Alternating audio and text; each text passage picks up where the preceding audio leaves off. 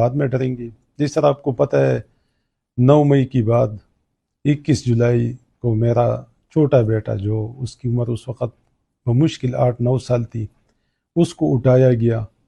پھر نامعلوم نمبر سے مجھے کالز آتی رہی کہ آپ پی ٹی آئی چھوڑ دیں، آپ سیاست چھوڑ دیں، آپ 5 یا 10 منٹ کی ویڈیو کرا دے کہ میں اور سیاست نہیں کروں گا. تو اس وقت بھی میرا یہی جواب تھا کہ میرا ضمیر، میرا ایمان، میرا پختونولی مجھے یہ اجازت نہیں دیتا کہ میں اسی طرح کسی لوگوں کی وجہ سے یا اپنی بچوں کی زندگی کی خاطر یا اپنی خاندان کی زندگی کی خاطر، کسی فرد کی زندگی کی خاطر میں پی ٹی آئی چھوڑ دوں. تو یہ تو ناممکن ہے. ہم مقابلہ کریں گے، جو بھی لوگ ہیں، چاہے جو بھی ہے، جو سب کو معلوم ہے کہ یہ کون کروا رہا ہے. یہ اس میں کسی کو کوئی ابہام ہے ہی نہیں کہ پی ٹی آئی لیڈرشپ پہ حملے کروانا، پی ٹی آئی لیڈرشپ کو ڈرانا، دھمکانا، ان کی لائلٹی کو چینج کرنا. تو یہ ناممکن سی بات ہے. اور الحمدللہ بذات خود میرا یہ ایمان ہے کہ جو اللہ کی حکم ہے، جو نبی علیہ السلام کی طریقے ہے، اس پہ چلوں گا. اور اس میں سب سے بڑا جو حکم ہے وہ حق کے ساتھ کھڑا ہونا ہے. تو حق کے ساتھ میں کھڑا ہوں گا. یہ میرا مشن بھی ہے، یہ میرا مقصد بھی ہے. اور اس طرح ہتھ کنڈوں سے نہ میں پیچھے ہٹا تھا اور انشاءاللہ نہ اب ہٹوں گا. تو میرے خیال میں یہ جو آپ اتنی چھوٹے لیول پہ چلے گئے ہے، اس کو آپ خود اپنی گریبان میں جانگے کہ ہم کیا کر رہے ہیں. تو انشاءاللہ میرا یہ پیغام تمام جتنے بھی میرے حلقے کے لوگ ہیں، جتنے بھی پاکستان تحریک انصاف کے لوگ پوری دنیا میں ہے، یہ میرا پیغام سن لے کہ ہم خان صاحب کی صفائی ہے.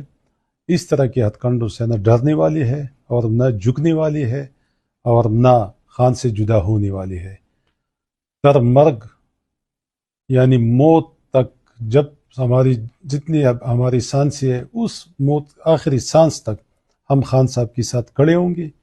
اور انشاءاللہ یہی ہمارا ایمان بھی ہے اور یہی ایمان کا تقاضا بھی ہے کہ آپ نے حق کے ساتھ کھڑا ہونا ہے، حق اور سچ کے ساتھ. اور انشاءاللہ میں کھڑا ہوں اور کھڑا رہوں گا. شکریہ. اور جو حقائق ہے وہ بھی قوم کے سامنے لے آؤں گا.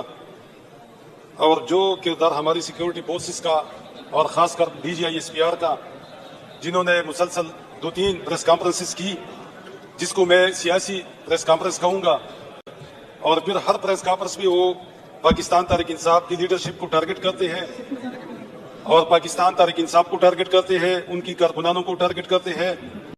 اور پھر جو امن امان اس صوبے میں جو ان کی ذمہ داری ہے، دہشت گردوں کو روکنا، بارڈر پہ ان کو ٹوکنا، یہ ان کی ذمہ داری ہے. اور وہ ملبہ بھی پاکستان تحریک انصاف کی KP حکومت میں ڈالنے کی ناکام کوشش کرتے ہیں. وہ جب پریس کانفرنس کرتے ہیں تو صرف پی ٹی آئی سے شروع ہوگی، پی ٹی آئی بھی ختم ہو جاتا ہے. اور انہوں نے ایک بہت خطرناک بات کہی کہ اس صوبے میں جو دہشت گردی ہو رہی ہے اس میں پاکستان تحریک انصاف کی جتنی بھی لیڈرشپ ہے ان پہ کیوں اٹیکس نہیں ہوتی. یہ ایک ملازم جو فوج میں ہے، یہ ان کی سٹیٹمنٹ ہے، اور ایک یہ سٹیٹمنٹ ان کی ایک پولیٹیکل پارٹی کے خلاف انہوں نے دی ہے. اور ساتھ میں وہ ہر پریس کانفرنس میں یہ کہتے ہیں کہ ہمیں سیاست میں مت دھکیلو. اگر D G I S P R کا کام تو یہی ہے کہ وہ ملک پہ دہشت گردی پہ بات کرے، وہ لا اینڈ آرڈر پہ بات کرے. ان کا کام یہ نہیں ہے کہ وہ ایک سیاسی پارٹی کو ٹارگٹ بنا دے. تو یہ دہشت گردی اسلام آباد میں، پنجاب میں اور سندھ میں کیوں نہیں ہو رہی؟ میڈم اسپیکر صاحبہ، اگر یہ دہشت گرد اس صوبے میں مساجد کو اور مدارس کو اور علماء کو ٹارگٹ بنا رہی ہے، تو یہ دہشت گرد یہ اسلام آباد میں، یہ پنجاب میں، یہ سندھ میں، لاہور میں، یہ وہاں کی شراب خانوں پہ کیوں اٹیک نہیں کرتی؟ یہ وہاں کی فحاشی کے اڈوں پہ کیوں اٹیک نہیں کرتی؟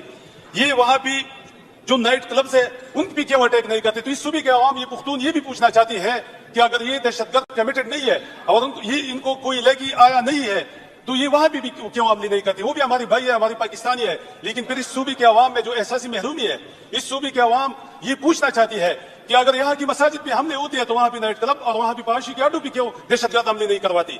تو جب میڈم اسپیکر صاحبہ یہ جو سوال یہاں پہ لوگ اٹھاتے ہیں، یہ اس لیے اٹھاتے ہیں کہ انہوں نے سیاسی پریس کانفرنس شروع کی ہے.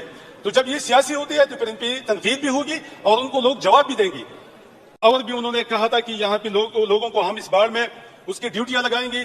تو کیا وہ پیسے بھی چلے گئی، باڑ میں چلے گئی؟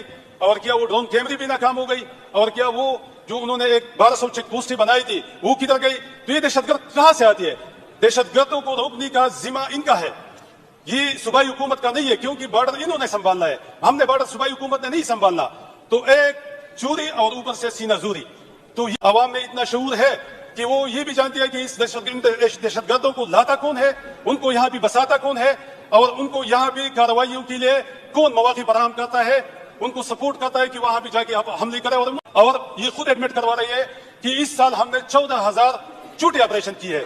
تو میڈم اسپیکر صاحبہ، اگر 14,000 چھوٹی آپریشن کی ذریعے اور 21 بڑی آپریشن کی ذریعے اگر یہ 4,000 صرف 4,000 دہشت گرد جو ان کی رپورٹ سے ان کو یہ کنٹرول نہیں کر سکتی، ان کو بارڈر پہ نہیں روک سکتی، تو ہم اس کا کس سے پوچھیں گے؟